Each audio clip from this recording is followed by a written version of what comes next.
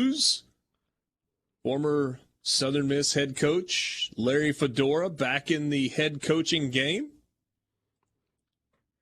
Some interesting names in those USFL coaches. You know, you've got some big names, but not necessarily names I'm just like, oh, okay. Got some winners there, you know? Yeah. Jeff Fisher, Kevin Sumlin, Mike Riley. I mean, these are guys that are like not the cream of the crop here, you know? It's a spin-off league, but this one's got a ton of financial backing, and it appears that they're leaning into gambling, which might make what I'm about to say wrong, because if you're leaning into gambling, you might be sustainable. This one's going to crumble too. It might take longer because, again, good financial backing, big-time TV partners, and they're leaning heavily into gambling, which will keep an audience. Mm-hmm. So why is it going to crumble? But bad football, or less good football in April, doesn't move needles. They've tried it, and they've tried it, and they've tried it, and they've tried it in different ways. They've tried cool new rules and different cities, and it never works. I felt like the last go-round of the XFL had a little headed buzz. In the right direction, wasn't it? I felt like it was, but then the pandemic hit. So when the new XFL comes out, I mean, you're going to have the backing of The Rock behind it. They have a better chance than this does, I just think. We're talking about bad football. I mean, these aren't, like I said, these are not great coaches, you know. And I'm not saying Bill Belichick and Sean Payton were going to show up to coach these teams, but I mean, Kevin Sumlin, I mean, come on. Were the XFL numbers in 2020 between the Super Bowl and when the season ended right around the start of the pandemic, were they comparable to college football numbers, Borky? No. Do you remember? Not the best college football, no. No, but I mean, just like run-of-the-mill college football game. I mean, weren't they in the like 1 to 2 million audience range? And falling quickly.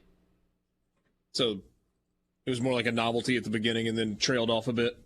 Yeah. So they were hovering, under 1 million. I mean, it's a good audience. Like, it was okay, and they felt pretty good about it, but no, college football is still significantly more watched than that. I watched, what was the AAF? Is that what it was? I watched those games. I got into them a little bit. You know, I was a diehard Birmingham Iron fan. You know, but yeah.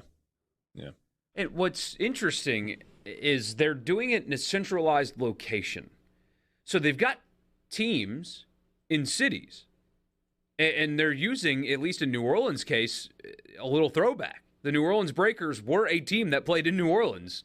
These are all the same names of the old teams. But only the Birmingham team will actually have a home game. Every game this season will be played either at the new stadium in downtown or, God bless the teams that have to play at Legion Field. That's interesting to me, because if you're trying to build a fan base, that's not the way to do it.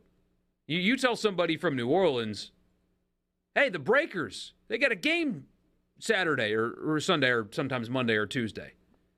Like, oh, cool, let's go. Yeah, let's go. Tickets, right, $15. Road trip. Oh, we got to drive a few hours. Oh, well, that's a road game. They'll be in town next week, right? Well, no. They were actually the home team this weekend, but they're playing in Birmingham.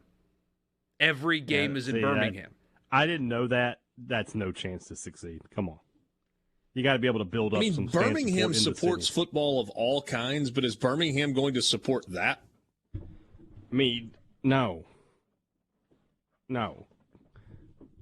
Is this a one-year thing, and then they're going to go to their home stadiums next year? I believe that is the assumption, yes. So where will New Orleans play? At Tulane Stadium or in the Superdome? Surely not the Superdome. My guess would be Tulane Stadium. Okay.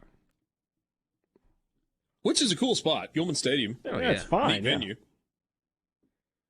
Somebody sends us a message on the C Spire text line. The USFL back in the day with the Memphis Showboats. Walter Lewis, Reggie White, they were legit. Consistently drew 45,000 people at the Liberty Bowl. Yeah, I saw a picture. Pepper Rogers running the show. But that's the thing now is you'll never get. I mean, guys, college football doesn't get good crowds. How many sellouts were in Starkville this year? None. How many sellouts were in Oxford this year? It was 1, right? 2? It was 2, but one of them had empty seats at kickoff, I'll tell you that. So the trend is going away from in-person attendance anyway. That's not really going to be the gauge of how this will work. However, if you're wanting to cultivate a fan base, having the team in the actual city would help. It's the gambling component that's going to make this thing work. If it's going to work, it's because they got enough people interested in betting on it. And as the NFL learned years and years and years ago, and you still see it today, where you'll have a random Thursday night NFL game and it's 35-14 with 7 minutes to go in the fourth quarter, and the audience doesn't fall off. There's a reason for that, and it's gambling in fantasy football. So because the line was 17, and you're looking either for a backdoor cover or your team to hang on. Absolutely, or you got the over, and they're 5 points, 5 points under right now, but that team that's still trying, that's down 15, has got the ball and they're driving, and so you're still in. That's the only way that this will succeed. Lean into gambling, put the lines on the screen. I mean, just make that a part of it, because that's the best way to have a niche thing like this work and sustain, is if gambling's a part of it. That's why March Madness is so highly watched. The country doesn't magically care about college basketball in March, but they have office pools. You have your brackets, yeah. You got your bracket, and that's why people are in.